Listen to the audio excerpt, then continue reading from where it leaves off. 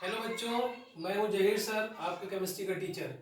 आज हम लोग सीखने वाले हैं कि अणुभार कैसे निकालते हैं। बहुत से बच्चों को क्या प्रॉब्लम आती है कि जैसे मोलरता पढ़ते हैं और मोलरता पढ़ते हैं तो उसमें जो विलेय का अणुभार होता है ना, वो उनको निकालना नहीं आता। तो जब तक वो विलेय का अणुभार नहीं निकालते तब तक जो है उनका सवाल सही नहीं होता है। तो कल ये प्रॉब्लम आई बहुत सी बच्चों में, तो मैंने कहा चलिए आज अणुभार के ऊपर यानी मॉलिक्यूलर वेट के ऊपर एक हम छोटा सा वीडियो बनाते हैं। सभी बच्चों को बहुत ध्यान से सुनना है और बहुत ध्यान से समझना है। अगर कोई बात समझ में नहीं आती तो अगले वीडियो में आपको फिर बताई जाएगी, लेकिन अभी आप कैसे सीखेंगे कि हम अणुभार को कैसे निकाल सकते हैं, कैसे हम बहुत अच्छी तरीके से सीख सकते हैं। तो सबसे पहले बेटा जरूरी ये होता है कि जैसे अगर हम बात करते हैं पीरियोडिक टेबल की, तो पीरियोडिक टेबल में लगभग 118 एलिमेंट्स हैं। सारे एलिमेंट्स को याद करना, उनके एटॉमिक नंबर को याद करना, एटॉमिक वेट को याद करना थोड़ा सा मुश्किल होता है। तो हम लोग क्या करते हैं, 1 से 30 तक तत्वों के परमाणु क्रमांक और परमाणु भार को याद कर लेते हैं।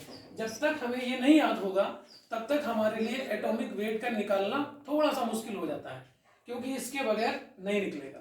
तो एटॉमिक वेट के अकॉर्डिंग यहाँ पर एक शॉर्ट ट्रिक बनी हुई है जिसको आप पढ़ सकते हैं। जैसे हम हाइड्रोजन की बात करते हैं तो यहाँ पे जो गिनती लिखी हुई है वो हाइड्रोजन का परमाणु क्रमांक है।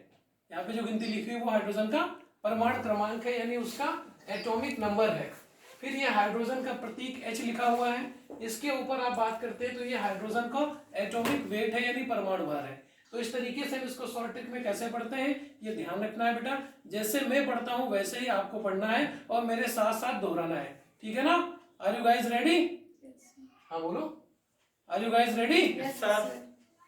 तो 1H1, 2He4, 3Li7, 4Be9, 5B11, 6C12, 7N14, 8O16, 9F19, 10Ne20।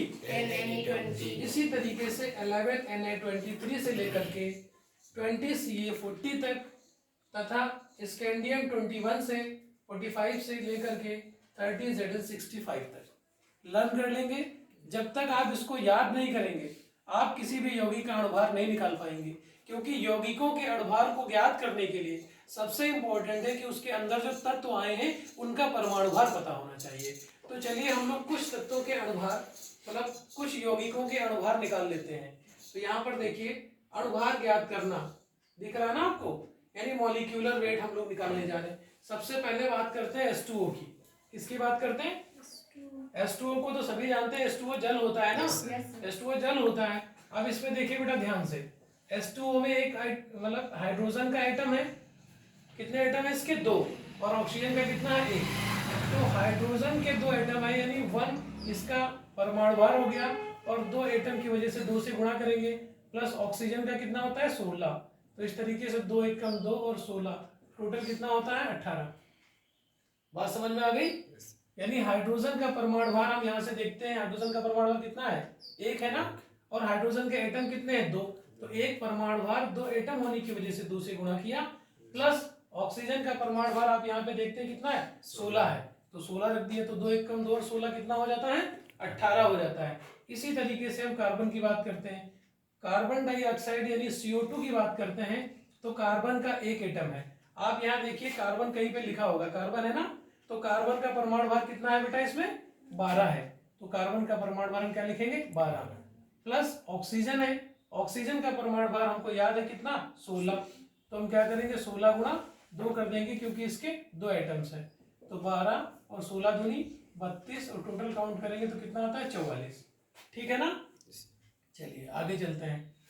HNO3 यानी नाइट्रिक एसिड की बात कर रहे हैं, तो हाइड्रोजन का 1 एटम है तो इसका परमाणु भार क्या होगा? 1। नाइट्रोजन 14 परमाणु भार होता है, ऑक्सीजन का 16 होता है, तो 16 गुणा 3 करेंगे। इस तरीके से 14 और 1 कितना होता है? 15, और 16 3 कितना होता है? 48। टोटल हम काउंट करते हैं कितना होता है? 63। कितना होता है बेटा? 63। अब देखिए H2SO4 आपके सामने लिखा है। H2SO4 में हाइड्रोजन का परमाणु भार कितना होता है? 1। हाइड्रोजन के 2 एटम है इसलिए इसको 2 से गुणा करेंगे, प्लस सल्फर का परमाणु भार कितना होता है? 32, और ऑक्सीजन का कितना होता है? 16। 16 गुणा 4 करेंगे। इस तरीके से देखिए बेटा 2 एकम 2, यहाँ पे 32 और 16 चक्कू 64। टोटल हम काउंट करते हैं तो 4 2 6 और 2 8 होता है। यहाँ पे 6 और 3 कितना होता है 9, यानी 98 आ रहा है। कितना आ रहा है 98 आ रहा है। अब देखिए यहाँ पर ग्लूकोज है, क्या लिखा है ये ग्लूकोज का अणुसूत्र लिखा है। इसमें कार्बन के 6 एटम है। कार्बन के कितने एटम है 6। तो कार्बन का परमाणु भार होता है 12, 6 एटम की वजह से 6 से गुणा किया, प्लस हाइड्रोजन का परमाणु भार होता है 1, इसको हमने 12 से गुणा किया क्योंकि हाइड्रोजन के 12 एटम है, प्लस ऑक्सीजन का कितना होता है 16 और इसके कितने एटम है 6, तो इसको हम 6 से गुणा करेंगे।